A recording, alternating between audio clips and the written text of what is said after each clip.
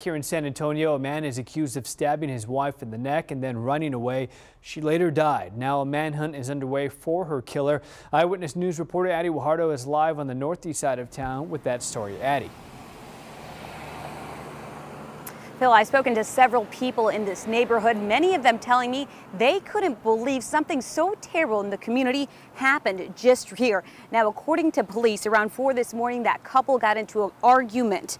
And during that argument, the husband pulled a knife and stabbed his wife in the neck. She was transported to SAMC in critical condition, where she later died. Neighbors here tell me this isn't the perfect neighborhood, but they never expected to hear someone was killed so close to the place they call home. I didn't even know there was a stabbing. You got my heart pounding right now. They need to catch him.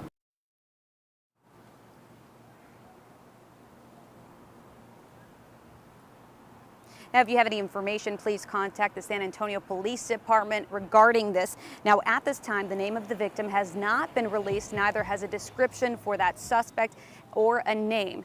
It's unclear if he will be facing any charges. Reporting live from Northeast San Antonio, Adi Guajardo, KENS 5 Eyewitness News.